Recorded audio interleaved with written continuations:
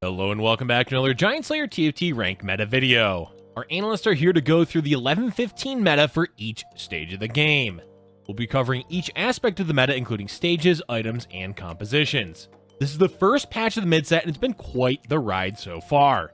We've seen multiple compositions rise up, fall down, and new strategies pop up thanks to some of the newly added mechanics. There's a lot to cover, so let's go ahead and get started. But before we begin, please don't forget to click the links in our description. Give your support to everyone who helped make this video happen. We host many TFT tournaments with plenty of exciting content to come, so be sure to also follow our GiantSlayerTV social media pages. Alright, let's get back to the video. Starting off, let's delve into the early game beginning with the opening carousel. There's a lot to talk about in regards to items with the new mechanic of the mid-set, Radiant items, but we'll cover that later. For now, we're going to focus on what components have the highest priority from the first carousel. The honest answer is, it's more or less player preference. The only two components that you should try to avoid are Rod and Cloak, everything else is fair game.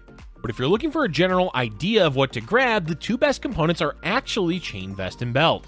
This is because they build into defensive items that are useful all game, particularly early on. There's Warmogs, Bramble Vest, Sunfire Cape, and even Stone Plate. The idea behind making defensive items is to give yourself early board advantage. Giving defensive items to strong early game frontliners is a great way to win streak. Gragas, Aurelia, Nunu, those types of champions that have a high impact during stage 2 and 3 are even better with defensive items. In addition to that, as we said, defensive items are relevant all game, particularly items like Bramble Vest. Another option in the meta is Gloves, as it builds into several useful items, specifically Last Whisper. Last Whisper is an essential item for any AD composition because of how common Ironclad is later on in the game. Plus, it's just all around useful at dealing with enemy frontliners. Securing it early on in the game does push you towards an AD board, but that's alright since AD champions have been the primary meta of 11-15. Gloves can be used for Infinity Edge or Jeweled Gauntlet, though they aren't as popular to slam early game. Another popular AD item that you can slam early is Deathblade with Sword. Sword is another viable component since you can use it for Deathblade, Shojin, Bloodthirsters, or Zeeks. See how component priority ends up just being player preference? Overall, if your goal is to play flexibly, go with defensive components. If you have a specific game plan you want to force, either it being a general AD composition or something more narrow than that, go for whichever component helps you the most in that. Just try to stay away from Cloak, as it's quite lackluster. Let's now switch over and talk about Stage 1. Stage 1 has changed quite a lot in the mid-set. They've removed 4 gold openers, and overall seem to have increased the amount of gold that you get. Most of the time the gold is in the form of champions ranging from 1 cost to 3. The ideal situation is getting a good 3 cost from one of the orbs, but gold in general is always useful as it lets you buy out the early shops. The main thing to keep in mind during Stage 1 is what your early game goal is. Most players will want to try and play for a win streak, so look to buy pairs to put together your strongest board. We'll cover some of the best Stage 2 boards in the next section, but picking up pairs is one of the easiest ways to increase board strength. But winning isn't always the goal. There's been an increase in players going for an open fort strategy. Open forting basically means either no champions early to intentionally lose and maximize gold, or playing as few champions as possible with the same goal in mind. This begins during Stage 1, where trying to win with the fewest number of champions is the goal. Keep in mind this can be risky, so only do so during Stage 1 if you're confident in knowing how best to pull this strategy off. With that in mind, let's expand on open forting and other game plans in Stage 2. Open forting in Stage 2 is a risky plan, but is often rewarded because at most, you'll be down enough health to get the Divine Blessing. You can mitigate that damage a bit by playing a few champions on your board with the intent of killing an enemy unit, but most of the time the common way to play is having 0 champions at all. The goal for the strategy is to maximize the amount of gold you earn early between saving gold on not buying champions, hitting interest breakpoints, and extra gold from lose streaking. This also gives you priority on the carousel and gets you down to the 40 health earlier than other players, so you get the Divine Blessing bonus. But it is a risky strategy. You're intentionally losing health for a mid-game advantage, and if you low roll, you're doomed. Plus, other players may be contesting you on the same strategy, and winning against them when you're trying to lose can be catastrophic. Thus, we only recommend this strategy if you're very comfortable playing it. For everyone else, Stage 2 is about aiming to win streak. Pushing levels is the easiest way to do this, as is slamming early game items. Keep in mind that because of the Radiant item mechanic, the majority of your available components are given to you during stages 1, 2, and 3. So while slamming items can be good, try to leave some options open. As far as early game boards, the best is aiming for Sentinel Skirmisher. Olaf and Aurelia are both of those traits, which makes it easy to have both synergies running at level 4. This provides good shields, extra attack damage, and attack speed, and most of the units are fantastic early game. Other early game boards can be standard openers we already know, like Dawnbringer or Hellion. Draconic is also ideal to play during Stage 2 if you want to run it, but keep in mind the champions are rather weak, so you'll likely lose rounds. Abomination is also rising back up in the meta, having fallen out of favor after the hotfix patch. Abomination and Draconic are still a popular combo of traits in Stage 3. Overall, go into Stage 2 with a game plan and try to stick to it as best as you can. Let's move into the mid-game with Stage 3. Stage 3 has become a lot less interesting after the nerfs to Hecarim and Misfortune. There's less emphasis on spiking during Stage 3, and instead most players try to coast through it to get to level 7.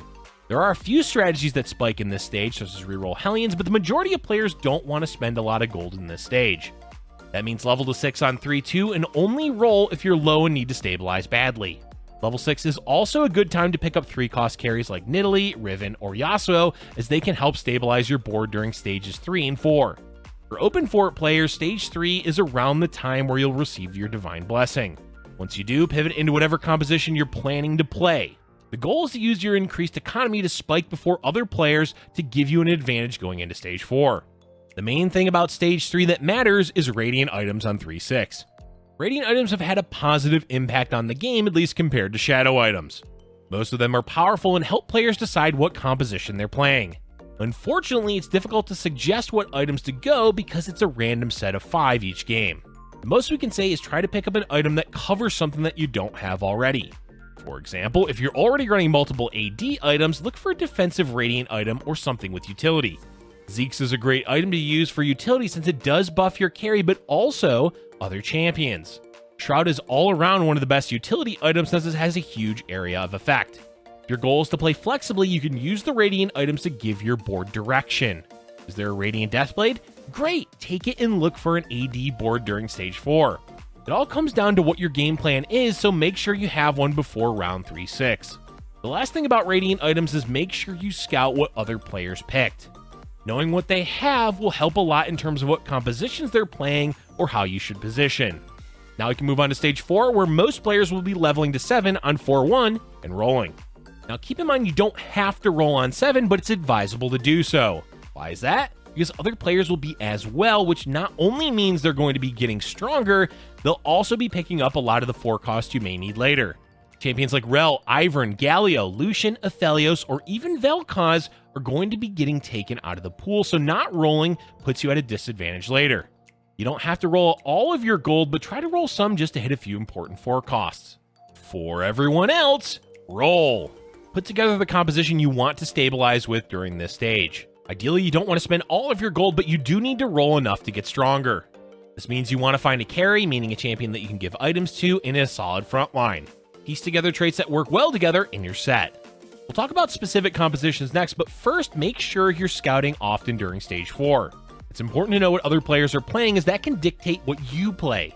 Ironclad and Mystic are the 2 best splash traits in the game for tailoring your build against other players, and scouting tells you which one is going to be better. Scouting during stage 4 is also important because some players will be dipping below 40 health, and you want to know what the Divine Blessing is. Before we move into the late game, let's talk about a few meta comps. As we mentioned before, there's at least one reroll build still doing well, which is Hellions with Tristana carry. This build relies on hitting Tristana 3 early, and with items like Bloodthirster and Last Whisper. If you hit early, you can easily top 4 with it, but just be aware of positioning against champions like Lucian and Vel'Koz. Lucian and Aphelios are still the top dogs of AD builds. Lucian is generally played with Sentinels and Cannoneers, plus a mixture of other traits like Ironclad, Mystic, or Revenant. Aphelios does well with Rangers, Nightbringers, and any good front line. Rel is important for both of these carries, so prioritize buying her when possible. AP compositions are still struggling, but there's a few that you can play. Heimerdinger as the carry is the best option, though you don't want a fast 8 if your goal is to play him. Heimerdinger can be played with Invokers, Revenants, or as the main carry for Abomination. You can use champions like Vel'Koz and Zyra as item holders for Heimer. Speaking of Vel'Koz, he is playable, just not the most consistent. Teemo is the same. So if your goal is to play an AP carry, just keep in mind you may have difficulties putting together a strong board. And now we can move into our last section of the meta, the late game. First off, level to 8 sometime during Stage 5. Some players can afford to do this earlier in Stage 4, but usually they're either sacking a lot of health to do so, or they're high rolling. Most players won't hit 8 until after Raptors. That's where the majority of compositions stop, level 8. Roll to stabilize by upgrading your carry, frontline, and putting in relevant synergies that you need. Make sure you're scouting to play either Ironclad or Mystic depending on the lobby. Be diligent in scouting and positioning, as that's the key to succeeding in the late game. As for level 9, well, it's difficult to hit most games because of how expensive it is. If you've already upgraded most of your board, you can play for leveling to 9. Make sure when you do so, you have at least 20 to 30 gold to spend so you can make meaningful upgrades to your board. One last thing about the late game are 5-cost champions.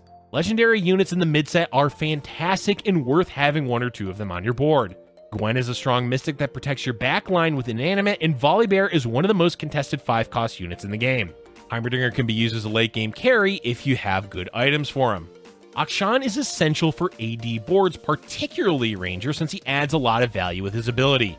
Plus, he's difficult to kill with how mobile he is. Garen is still great with AP boards, but isn't as necessary as he used to be, especially with Dawnbringer not doing well in the current meta. Overall, if the choice is between rolling for 5 costs and trying to level a 9, you're better off rolling for the 5 costs. That's going to be it for today's video, folks. The mid-set meta has been all over the place, especially since there was a hotfix and a B patch. But it has been enjoyable to play, as there's a lot of viable compositions, and Radiant items are a much more engaging mechanic than Shadow items. Let us know what you think about the mid-set in the comment section below. Thank you for watching, and if you're enjoying our content, be sure to hit the like button and subscribe for future Giant Slayer TFT videos.